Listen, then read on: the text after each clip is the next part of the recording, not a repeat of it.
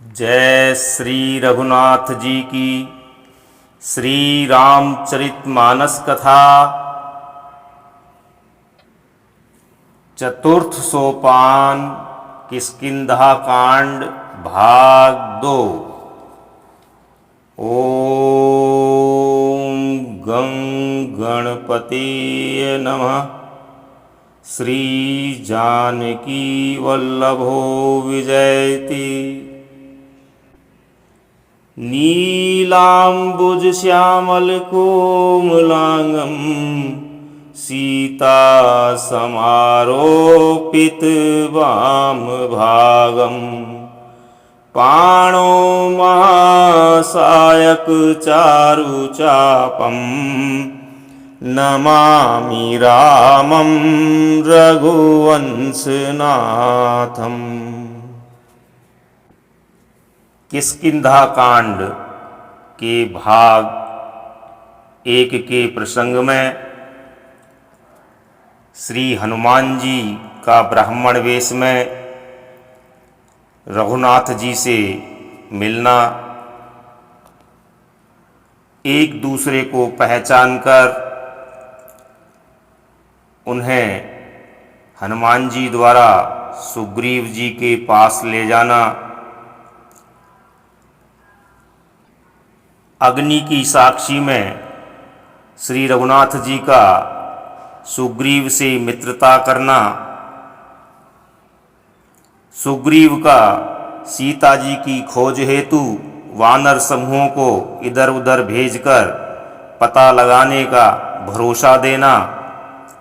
इसी प्रकार श्री रघुनाथ जी द्वारा सुग्रीव की कथा सुनकर उसे भरोसा दिलाना और बाली को मारकर राज्य पुनः दिलाना, सुग्रीव का बाली को ललकारना, तारा द्वारा रघुनाथ जी की महिमा सुनाकर बाली को समझाना, लेकिन बाली द्वारा तारा को अभिमानवश भीरू बताना एवं उसकी बात पर ध्यान नहीं देना आदि कथा हमने श्रवण की। तत्पश्चात किष्किंधा कांड की भाग 2 में कथा अनवरत। मंगल भवन अमंगल हारी द्रवंशो दशरथ अजिर बिहारी। मोर मनोरथ जानौनी के बसऊं सदा और पुर सब ही के। कह बाली सुन भीरु प्रिय समुदरसी रघुनाथ। जो कदाचि मोहि मारही तो पुनि होऊं सनाथ। सियावर रामचंद्र शंकर शरणम। बाली ने कहा, हे भीरु डरपोक प्रिय, सुनो, श्री रघुनाथ जी समदर्शी हैं। जो कदाचित वे मुझे मारेंगे ही तो मैं सनाथ हो जाऊंगा और परम पद पा जाऊंगा। अस कही चला महाभिमानी तृण समान सुग्रीव वहीं जानी।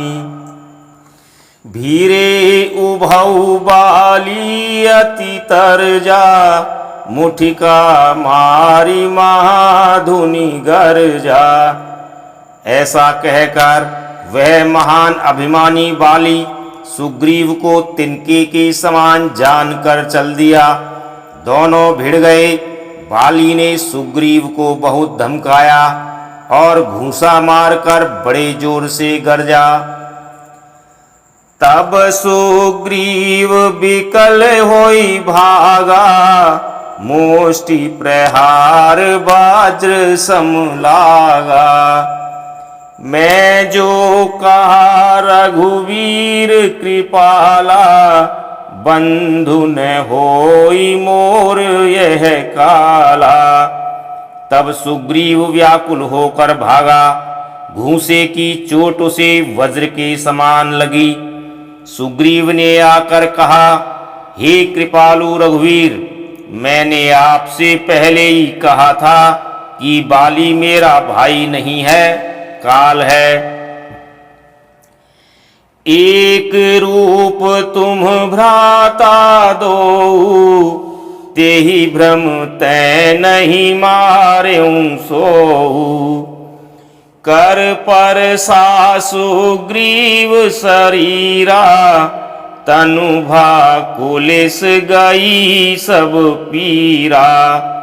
श्री राम जी ने कहा, तुम दोनों भाइयों का एक सा ही रूप है, इसी भ्रम से मैंने उसको नहीं मारा। फिर श्री राम जी ने सुग्रीव के शरीर को हाथ से स्पर्श किया, जिससे उसका शरीर वज्र के समान हो गया और सारी पीड़ा जाती रही। मेली कंठ सुमन कई माला, पठवा पुनि बल देई विशाला। पुनि नाना विधि भारी लड़ाई, बिटप होठ देखहि रघुराई। पुनि नाना विधि भई लड़ाई, बिटप होठ देखहि रघुराई।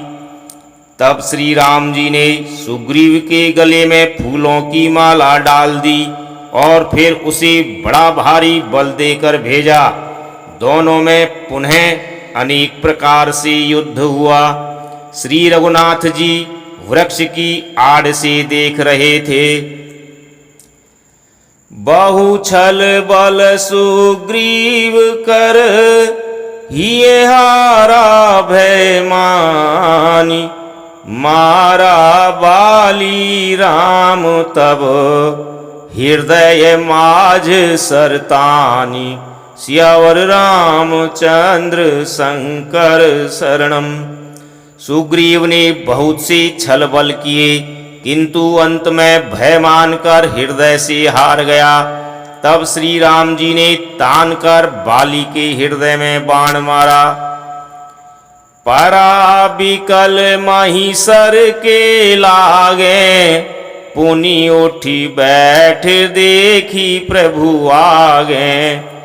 श्याम गात सिर जटा बनाए, अरुण नयन सर चाप चढ़ाए। बाण के लगते ही बाली व्याकुल होकर पृथ्वी पर गिर पड़ा, किंतु प्रभु श्री रामचंद्र जी को आगे देखकर वह फिर उठ बैठा।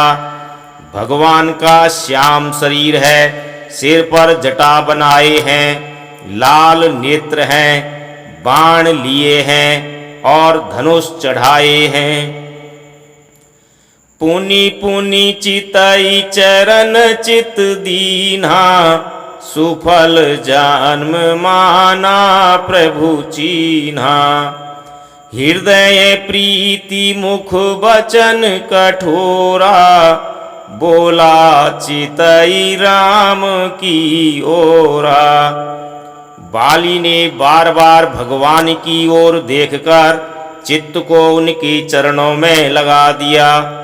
प्रभु को पहचान कर उसने अपना जन्म सफल माना। उसके हृदय में प्रीति थी, पर मुख में कठोर वचन थे।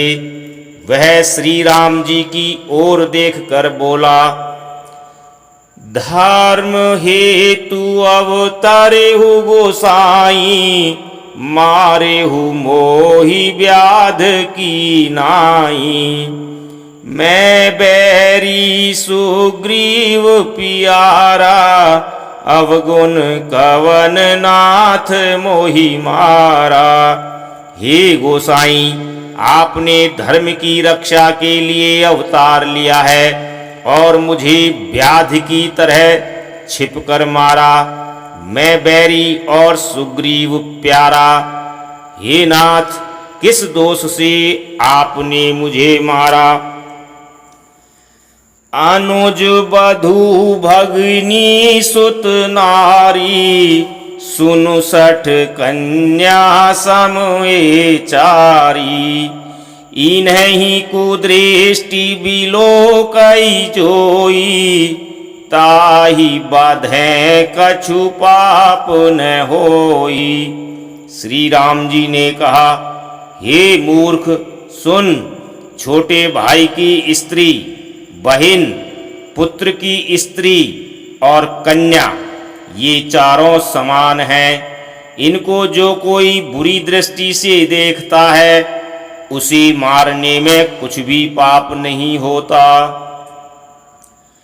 मूढ़ तो ही अतिशय अभिमाना, नारी सिखावन करसिन काना। मम भुज बल आश्रित ते ही जानी, मारा चैसी अधम अभिमानी। हे मूढ़, तुझे अत्यंत अभिमान है। तूने अपनी स्त्री की सीख पर भी ध्यान नहीं दिया। सुग्रीव को मेरी भुजाओं के बल का आश्रित जानकर भी, अरे अधम अभिमानी, तूने उसको मारना चाहा।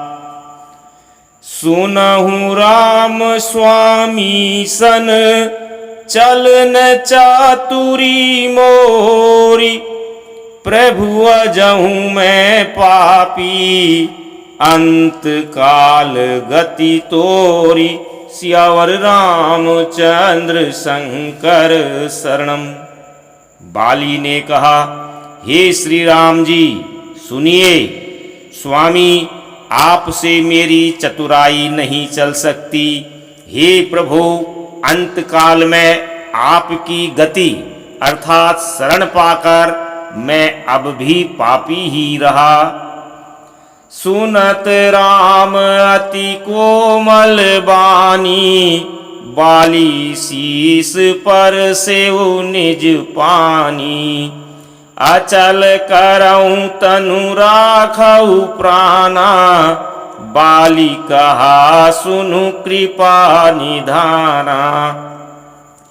बाली की अत्यंत कोमल वाणी सुनकर श्री राम जी ने उसके सिर को अपने हाथ से स्पर्श किया और कहा, मैं तुम्हारे शरीर को अचल कर दूं, तुम प्राणों को रखो। बाली ने कहा, हे कृपा निधान सुनिए। जन्म जन्म मुनि जतन कराही, अंत राम कही आवत नाही। जासु नाम बल शंकर काशी, देत सबहि समगति अविनाशी। मुनिगण जन्म जन्म में अनेकों प्रकार का साधन करते रहते हैं, फिर भी अंत काल में उन्हें राम नहीं कह आता, अर्थात उनके मुख से राम नाम नहीं निकलता। जिनके नाम के बल से शंकर जी काशी में सबको समान रूप से अविनाशी गति अर्थात मुक्ति देते हैं। मम लोचन गोचर सोई आवा, बहुरी की प्रभु अस बनी ही बनावा। वह श्री राम जी स्वयं मेरे नेत्रों के सामने आ गए हैं। हे प्रभु, ऐसा संयोग क्या फिर कभी बन पड़ेगा। सुनयन गोचर जासु गुण नित, नेति कही श्रुति गावही।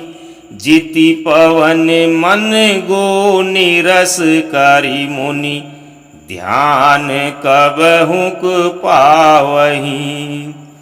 मोहि जानी अति अभिमान बस, प्रभु कहेउ राखु शरीरहि।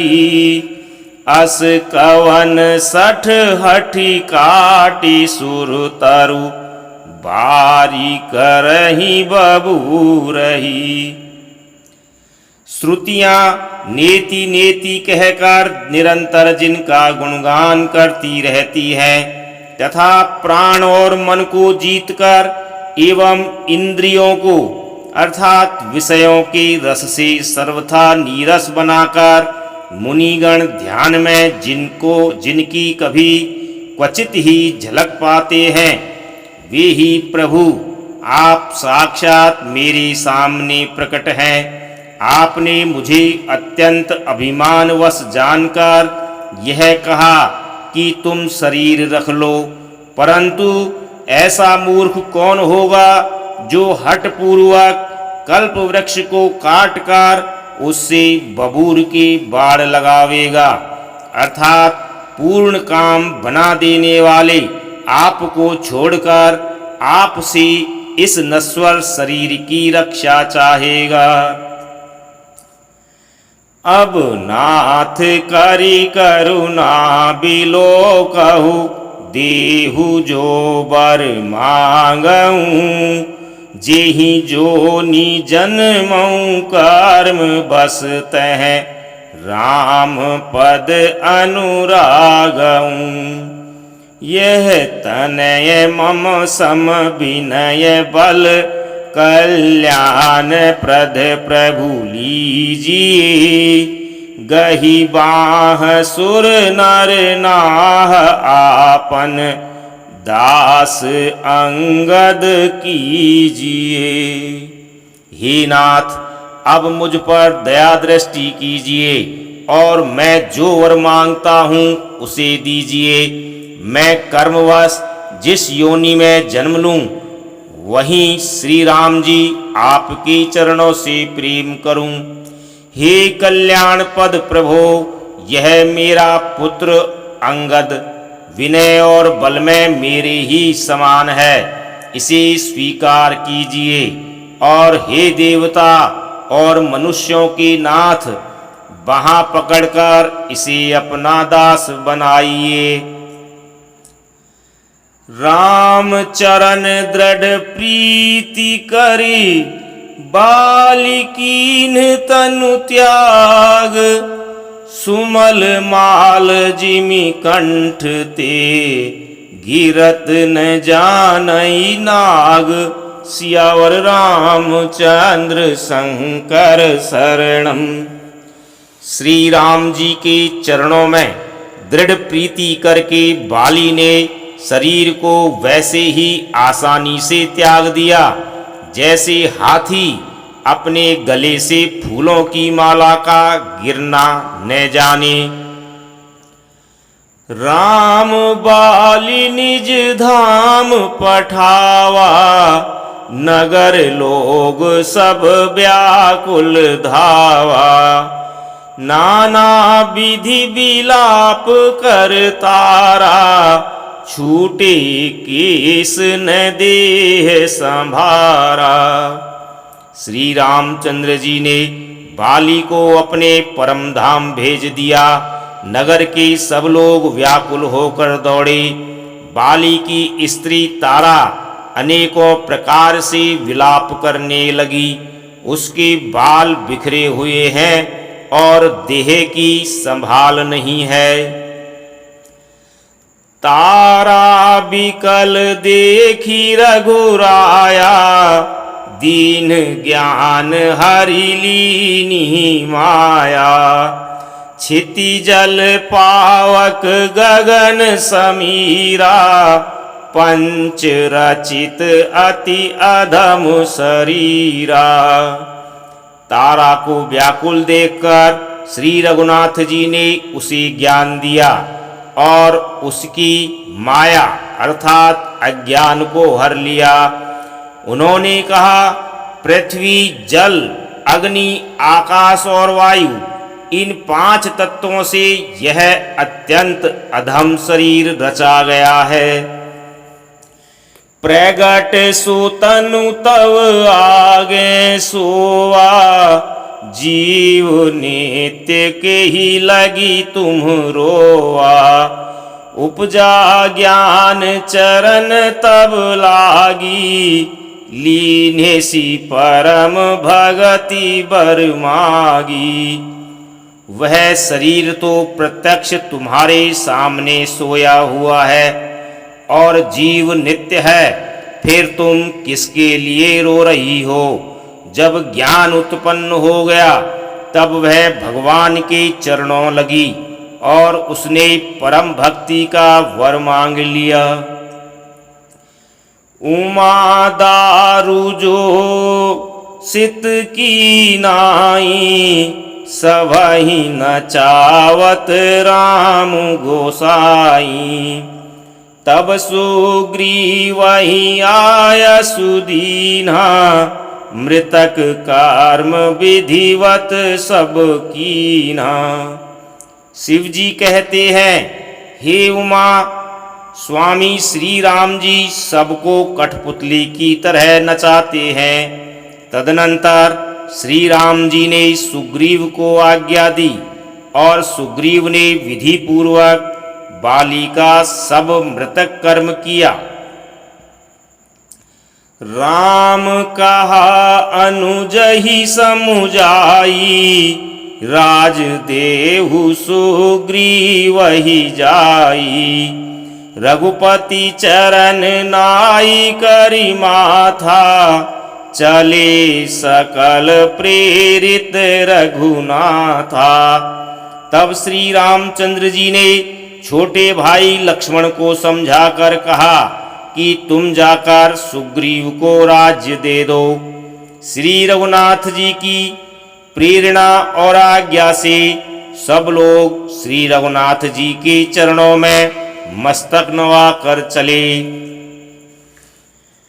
लक्ष्मण तुरत बुलाए पुरजन विप्र समाज, राजुदीन सुग्रीव कहे अंगद कहे जुबराज। सियावर रामचंद्र शंकर शरणम। लक्ष्मण जी ने तुरंत ही सब नगरवासियों को और ब्राह्मणों के समाज को बुला लिया और उनके सामने सुग्रीव को राज्य और अंगद को युवराज पद दिया। उमा राम समहित जग माही, गुरु पितु मातु बांधु प्रभु नाही। सुर नर मुनि सब कह यह रीति, स्वार्थ लागी करही सब प्रीति। हे पार्वती, जगत में श्री राम जी के समान हित करने वाला गुरु पिता माता बंधु और स्वामी कोई नहीं है। देवता मनुष्य और मुनि सबकी यह रीति है कि स्वार्थ के लिए ही सब प्रीति करते हैं। बाली त्रास व्याकुल दिन राती, तन बहु ब्रन चिंता जर छाती। सोई सुग्रीव कीन्ह कपिराऊ, अति कृपाल रघुवीर सुभाऊ। जो सुग्रीव दिन रात बाली के भय से व्याकुल रहता था, जिसके शरीर में बहुत से घाव हो गए थे और जिसकी छाती चिंता के मारे जला करती थी, उसी सुग्रीव को उन्होंने वानरों का राजा बना दिया। श्री रामचंद्र जी का स्वभाव अत्यंत ही कृपालु है। जानत हूँ अस प्रभु परिहरहि, काहे न विपति जाल नर परहि। पुनि सुग्रीवहि लीन बोलाई, बहु प्रकार नृप नीति सिखाई। जो लोग जानते हुए भी ऐसे प्रभु को त्याग देते हैं, वे क्यों न विपत्ति के जाल में फंसें। फिर श्री राम जी ने सुग्रीव को बुला लिया और बहुत प्रकार से उन्हें राजनीति की शिक्षा दी। कह प्रभु सुनु सुग्रीव हरीसा, पूर्ण जाऊं 10 चारि बरिसा। गत ग्रीसम बरसा ऋतु आई, रहियऊं निकट शैल पर छाई। फिर प्रभु ने कहा, हे वानरपति सुग्रीव, सुनो, मैं 14 वर्ष तक गांव बस्ती में नहीं जाऊंगा। ग्रीष्म ऋतु बीतकर वर्षा ऋतु आ गई, अतः मैं यहाँ पास ही पर्वत पर टिका रहूंगा। अंगद सहित करहूँ तुम राजू, संतत हृदय धरेहु मम काजू। जब सुग्रीव भवन फिर आए, राम प्रबरसन गिरि पर छाए। तुम अंगद सहित राज्य करो, मेरी काम का हृदय में ध्यान रखना। तदनंतर जब सुग्रीव जी घर लौट आए, तब श्री राम जी प्रवर्षण पर्वत पर जा टिके। प्रथमा ही देवन गिरि गुहा, राखे रुचिर बनाई। राम कृपा निधि कछु दिन, बास करहिंगे आई। सियावर रामचंद्र शंकर शरणम। देवताओं ने पहले से ही उस पर्वत की एक गुफा को सुंदर सजा रखा था। उन्होंने सोच रखा था कि कृपा की खान श्री राम जी कुछ दिन यहाँ आकर निवास करेंगी।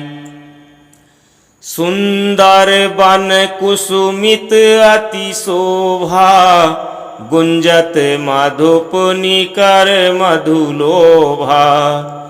कंद मूल फल पात्र सुहाए, भय बहुत जब ते प्रभु आए। सुंदर वन फूला हुआ अत्यंत सुशोभित है। मधु के लोभ से भौरों के समूह गुंजार कर रहे हैं। जब से प्रभु आए, तब से वन में सुंदर कंद मूल फल और पत्तों की बहुतायत हो गई। देखी मनोहर शैल अनूपा, रहित है अनुज सहित सुर भूपा। मधुकर खग मृग तनुधारी देवा, करहि सिद्ध मुनि प्रभु कै सेवा।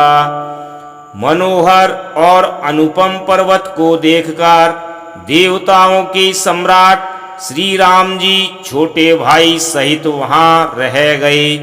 देवता, सिद्ध और मुनि भौरों, पक्षियों और पशुओं के शरीर धारण करके प्रभु की सेवा करने लगे। मंगल रूप भयउ बन तब ते, कीन निवास रमापति जब ते। फटिक शिला अति शुभ्र सुहाई, सुख आसीन तहाँ दो भाई। जब से रमापति श्री राम जी ने वहाँ निवास किया, तब से वन मंगलमय स्वरूप हो गया। सुंदर स्फटिक मणि की एक अत्यंत उज्ज्वल शिला है, उस पर दोनों भाई सुखपूर्वक विराजमान हैं। कहत अनुज सन कथानेका, भगति विरति नृपनीति विवेका। वर्षा काल मेघ नभ छाए, गरजत लागत परम सुखाए। श्री राम जी छोटे भाई लक्ष्मण जी से भक्ति, वैराग्य, राजनीति और ज्ञान की अनेकों कथाएं कहते हैं। वर्षा काल में आकाश में छाए हुए बादल गरजते हुए बहुत ही सुहावने लगते हैं। लक्ष्मण देखु मोर गन, नाचत बारिद पेखी। गृही बिरति रत हरस जस, विष्णु भगत कहूँ देखी। सियावर रामचंद्र शंकर शरणम। श्री राम जी कहने लगे, हे लक्ष्मण, देखो मोरों के झुंड बादलों को देखकर नाच रहे हैं, जैसी वैराग्य में अनुरक्त गृहस्थ किसी विष्णु भक्त को देखकर हर्षित होते हैं। घन घमंड नभ गर्जत घोरा, प्रियाहीन डरपत मन मोरा। दामिनी दमक रहन घन माही, खल कई प्रीति जथा थिर नाही। आकाश में बादल घुमड़ घुमड़ कर घोर गर्जना कर रहे हैं। प्रिया अर्थात सीता जी के बिना मेरा मन डर रहा है। बिजली की चमक बादलों में ठहरती नहीं, जैसे दुष्ट की प्रीति स्थिर नहीं रहती। बरसहि जलद भूमि नियराए, जथा न वही बुध विद्या पाए। बूंद आघात सहई गिरी कैसे, खल की बचन संत सह जैसे। बादल पृथ्वी के समीप आकर अर्थात नीचे उतरकर बरस रहे हैं, जैसे विद्या पाकर विद्वान नम्र हो जाते हैं। बूंदों की चोट पर्वत कैसे सहते हैं, जैसे दुष्टों के वचन संत सहते हैं। क्षुद्र नदी भरी चली तोराई, जस थोरे हूँ धन खल इतराई। भूमि परत भाढ़ावर पानी, जनु जीवहि माया लपटानी। छोटी नदियाँ भरकर किनारों को तुड़ाती हुई चली, जैसे थोड़े धन से भी दुष्ट इतरा जाते हैं, अर्थात मर्यादा का त्याग कर देते हैं। पृथ्वी पर पड़ते ही पानी गंदला हो गया है, जैसी शुद्ध जीव की माया लिपट गई हो। समेटी समेटी जल भरहि तलावा, जिमि सद्गुण सज्जन पहि आवा। सरिता जल जल निधि महु जाई, होई अचल जिमि जीव हरि पाई। जल एकत्र होकर तालाबों में भर रहा है, जैसी सद्गुण एक एक कर सज्जन के पास चले आते हैं। नदी का जल समुद्र में जाकर वैसे ही स्थिर हो जाता है, जैसे जीव श्री हरि को पाकर अचल हो जाता है, अर्थात आवागमन से मुक्त हो जाता है। हरित भूमि तृण संकुल, समुझि परहि नहीं पंथ। जिमि पाखंड बादते, गोप्त होई सद ग्रंथ। सियावर रामचंद्र शंकर शरणम। पृथ्वी घास से परिपूर्ण होकर हरी हो गई है, जिससे रास्ते समझ नहीं पड़ते। जैसे पाखंड मत के प्रचार से सदग्रंथ लुप्त हो जाते हैं। दादुर धुनि चहु दिशा सुहाई, वेद पढ़हि जनु बटु समुदायी।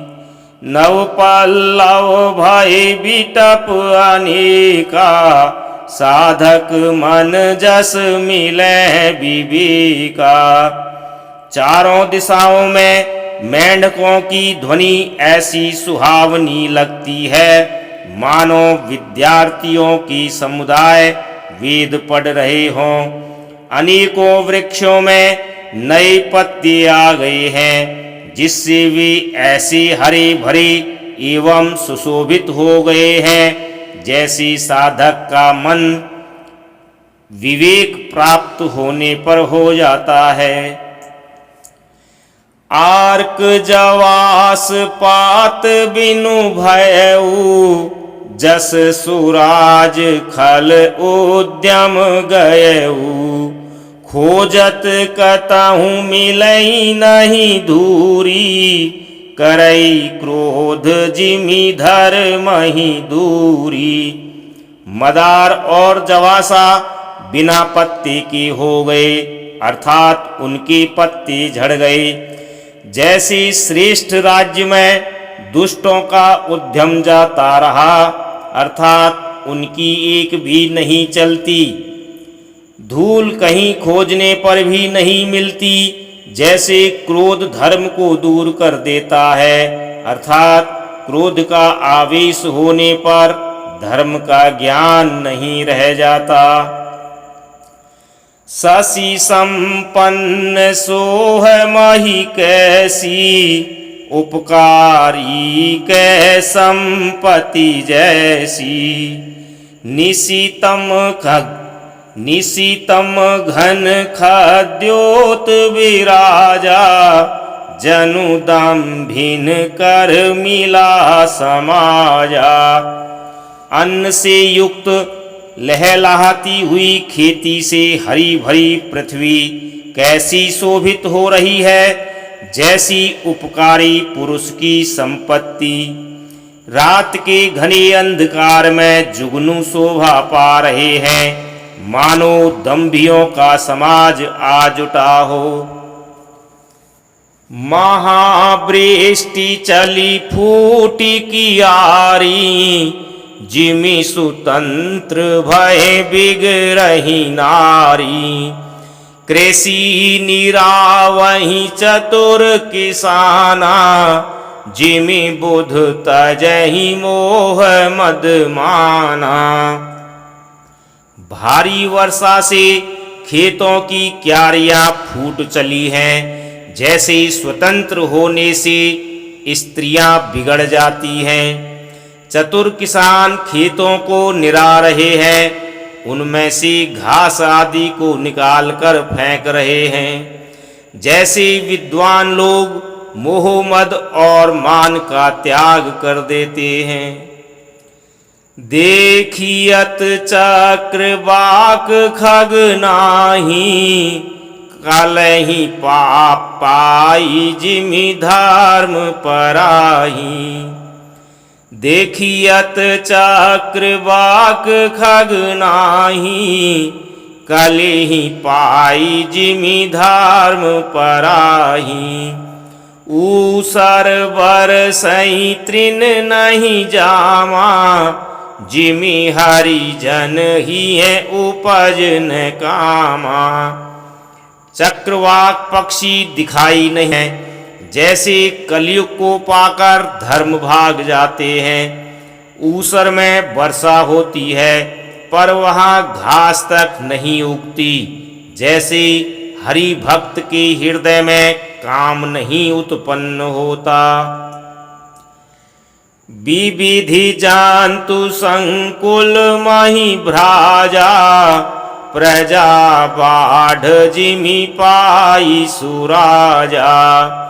जह तह रही पथिक थकी नाना, जिमि इंद्रिय गण उपजे ज्ञाना। पृथ्वी अनेक तरह के जीवों से भरी हुई उसी तरह शोभायमान है, जैसे सुराज्य पाकर प्रजा की वृद्धि होती है। जहाँ तहाँ अनेक पथिक थककर ठहरे हुए हैं, जैसे ज्ञान उत्पन्न होने पर इंद्रियां शिथिल होकर विषयों की ओर जाना छोड़ देती हैं। कबहु प्रबल वह मारुत, जह तह मेघ बिलाही। जिमि कपूत के उपजै, कुल सद्धर्म नसाही। सियावर रामचंद्र शंकर शरणम। कभी कभी वायु बड़े जोर से चलने लगती है, जिससे बादल जहां तहां गायब हो जाते हैं।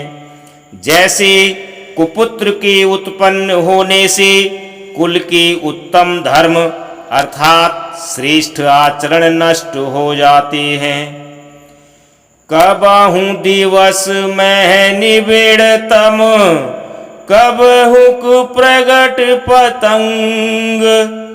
बिन सई उपजई ज्ञान, जिमि पाई कुसंग सुसंग। सियावर रामचंद्र शंकर शरणम। कभी बादलों के कारण दिन में घोर अंधकार छा जाता है और कभी सूर्य प्रकट हो जाते हैं। जैसे कुसंग पाकर ज्ञान नष्ट हो जाता है और सुसंग पाकर उत्पन्न हो जाता है। बरसा विगत शरद ऋतु आई, लक्ष्मण देखहु परम सुहाई। फूले कास सकल मही छाई, जनु बरसाकृत प्रगट बुढ़ाई। हे लक्ष्मण, देखो वर्षा बीत गई और परम सुंदर शरद ऋतु आ गई। फूले हुए कास से सारी पृथ्वी छा गई, मानो वर्षा ऋतु ने कास रूपी सफेद बालों के रूप में अपना बुढ़ापा प्रकट किया है। उदित अगस्ति पांथ जल सोसा, जिमि लोभहि सोसई संतोषा। सरिता सर निर्मल जल सोहा, संत हृदय जस गत मद मोहा। अगस्त के तारे ने उदय होकर मार्ग के जल को सोख लिया, जैसे संतोष लोभ को सोख लेता है। नदियों और तालाबों का निर्मल जल ऐसी शोभा पा रहा है, जैसे मद और मोह से रहित संतों का हृदय। रस रस सूख सरित सर पानी, ममता त्याग करहि जिमि ज्ञानी। जानी शरद ऋतु खंजन आए, पाई समय जिमि सुकृत सुहाई। नदी और तालाबों का जल धीरे धीरे सूख रहा है, जैसे ज्ञानी पुरुष ममता का त्याग करते हैं। शरद ऋतु जानकर खंजन पक्षी आ गए, जैसे समय पाकर सुंदर सुकृत आ जाते हैं, अर्थात पुण्य प्रकट हो जाते हैं। पंक नरेनु सोह असि धरनी, नीति निपुण नृप कै जसी करनी। जल संकोच विकल भई मीना, अबोध कुटुंबी जिमि धन हीना। न कीचड़ है न धूल, इससे धरती निर्मल होकर ऐसी शोभा दे रही है जैसे नीति निपुण राजा की करनी। जल के कम हो जाने से मछलियां व्याकुल हो रही हैं, जैसे मूर्ख अर्थात विवेक शून्य कुटुंबी अर्थात गृहस्थ धन के बिना व्याकुल होता है। बिनु घन निर्मल सोह आकाशा, हरिजन इव परिहरि सब आशा। कहूँ कहूँ वृष्टि सारदी थोरी, को एक पाव भगति जिमि मोरी। बिना बादलों का निर्मल आकाश ऐसा शोभित हो रहा है जैसे भगवत भक्त सब आशाओं को छोड़कर सुशोभित होते हैं। कहीं कहीं विरले ही स्थानों में शरद ऋतु की थोड़ी थोड़ी वर्षा हो रही है, जैसे कोई विरले ही मेरी भक्ति पाते हैं। चले हरषि तजि नगर नृपु, तापस बनिक भिखारी। जिमि हरि भगति पाई श्रम, तजहि आश्रमी चारि। सियावर रामचंद्र शंकर शरणम। शरद ऋतु पाकर राजा, तपस्वी, व्यापारी और भिखारी क्रमशः विजय, तप, व्यापार और भिक्षा के लिए हर्षित होकर नगर छोड़कर चले। जैसे श्री हरि की भक्ति पाकर चारों आश्रम वाले नाना प्रकार के साधन रूपी श्रमों को त्याग देते हैं। सुखी मीन जे नीर अगाधा, जिमि हरि शरण न एकउ बाधा। फूले कमल सोह सर कैसा, निर्गुण ब्रह्म सगुण भय जैसा। जो मछलियां अथाह जल में हैं वे सुखी हैं, जैसे श्री हरि के शरण में चले जाने पर एक भी बाधा नहीं रहती। कमलों के फूलने से तालाब कैसी शोभा दे रहा है, जैसे निर्गुण ब्रह्म सगुण होने पर शोभित होता है।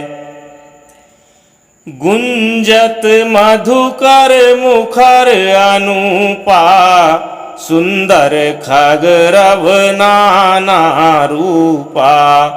चक्रबाक मन दुख निशिपेखी, जिमि दुर्जन पर संपत्ति देखी। भौरे अनुपम शब्द करते हुए गूंज रहे हैं तथा पक्षियों के नाना प्रकार के सुंदर शब्द हो रहे हैं। रात्रि देखकर चकवे के मन में वैसे ही दुख हो रहा है, जैसे दूसरे की संपत्ति देखकर दुष्ट को होता है। चातक रटत त्रिसातियोही, जिमि सुख लहै न शंकर द्रोही। सरदा तप निशि शशि अपहरई, संत दरस जिमि पातक टरई। पपीहा रट लगाए हैं, उसको बड़ी प्यास है, जैसे श्री शंकर जी का द्रोही सुख नहीं पाता, अर्थात सुख के लिए झींकता रहता है। शरद ऋतु के ताप को रात के समय चंद्रमा हर लेता है, जैसे संतों के दर्शन से पाप दूर हो जाते हैं। देखी इंदु चकोर समुदायी, चित वहीं जिमि हरि जन हरि पाई। मसक दांस बीते हिम त्रासा, जिमि द्विज द्रोह किए कुल नासा। चकोरों के समुदाय चंद्रमा को देखकर इस प्रकार टकटकी लगाए हैं, जैसे भगवत भक्त भगवान को पाकर उनके निर्निमेष नेत्रों से दर्शन करते हैं। मच्छर और डांस जाड़े के डर से इस प्रकार नष्ट हो गए, जैसे ब्राह्मण के साथ वैर करने से कुल का नाश हो जाता है।